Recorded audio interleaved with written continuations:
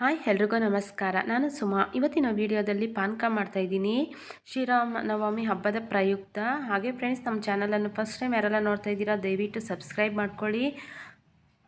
Welcome back to your channel Chikkaballapur kitchen.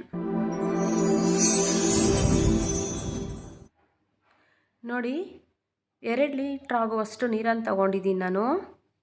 ಅದಕ್ಕೆ ಅರ್ಧ kg ಬೆಲ್ಲವನ್ನು ನುಣ್ಣಕ್ಕೆ ಕುಟ್ಕೊಂಡು ಹಾಕ್ಕೊತಾ ಇದ್ದೀನಿ. ಮೊದಲಿಗೆ ಬೆಲ್ಲ ಕರಗಬೇಕು, ಆದ್ದರಿಂದ ಮೊದಲಿಗೆ ಬೆಲ್ಲವನ್ನು ಕುಟ್ಬಿಟ್ಟು ನುಣ್ಣಕ್ಕೆ ಹಾಕ್ಕೊಂಡಿದ್ದೀನಿ ಬಟ್ಲಿಗೆ. ನೋಡಿ, ಅದನ್ನೆಲ್ಲ ಮಿಕ್ಸ್ ಮಾಡಿದ್ದೀನಿ, ಕರಗಬೇಕು. ಬೆಲ್ಲ ಕರಗುವಷ್ಟರಲ್ಲಿ 4 ರಿಂದ 5 ಏಲಕ್ಕಿಯನ್ನು ಹಾಕ್ಕೊತಾ ಇದ್ದೀನಿ. ನುಣ್ಣಕ್ಕೆ ಕುಟ್ಕೋಬೇಕು. ಒಳ್ಳಲ್ಲಿ ನೋಡಿ ನುಣ್ಣಕ್ಕೆ ಕುಟ್ಕೊತೀನಿ. ಅದಕ್ಕೆ 1 ಇಂಚಿನಷ್ಟು ಶುಂಠಿಯನ್ನು ಸಹ ಹಾಕ್ಕೊಂಡು ನುಣ್ಣಕ್ಕೆ ಕುಟ್ಕೊತೀನಿ. ನೋಡಿ, ಈ ಥರ ಮಾಡ್ಕೊಂಡು ಕುಡಿಯೋದ್ರಿಂದ ಬಾಡಿಗೆ ತುಂಬಾ, ಈಗ ಬಿಸಿಲು ಬಾಯಾರಿಕೆ ಅನ್ನೋದು ಕಡಿಮೆ ಆಗುತ್ತೆ. ತುಂಬಾ ಒಳ್ಳೆಯದು ಈ ಥರ ಮಾಡ್ಕೊಂಡು ಕುಡಿಯೋದ್ರಿಂದ. ನೋಡಿ, ನುಣ್ಣಕ್ಕೆ ಕುಟ್ಕೊಂಡಿದ್ದೀನಿ. ಈಗ ಬೆಲ್ಲ ಹಾಕ್ಕೊಂಡಿದ್ವಲ್ಲ ಅದಕ್ಕೆ ಹಾಕ್ಕೊತಾ ಇದ್ದೀನಿ.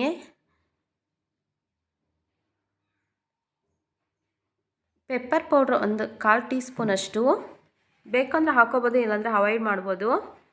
ಪೆಪ್ಪರ್ ಪೌಡರ್ ನನಗೆ ಸ್ವಲ್ಪ ಹಾಕ್ಕೊತಾ ಇದ್ದೀನಿ, 1/4 ಟೀ ಸ್ಪೂನಷ್ಟು.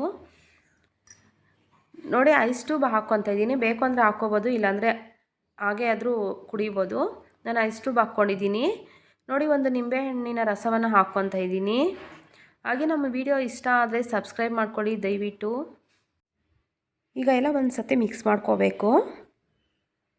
ಈ ರೀತಿ ಮಾಡ್ಕೊಂಡು ಕುಡಿಯೋದ್ರಿಂದ ಬೇಸಿಗೆಯಲ್ಲಿ ತುಂಬಾ ಒಳ್ಳೆಯದು ಆರೋಗ್ಯಕ್ಕೆ. ಬಾಯಾರಿಕೆ ಅನ್ನೋದು ಸ್ವಲ್ಪ ಕಡಿಮೆ ಆಗುತ್ತೆ ಬಿಸಿಲಿಗೆ ಎಲ್ಲನೂ.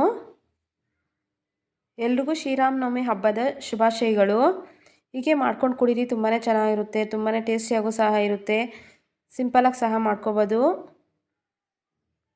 ರೆಡಿ ಆಗಿದೆ ಪಾನಕ.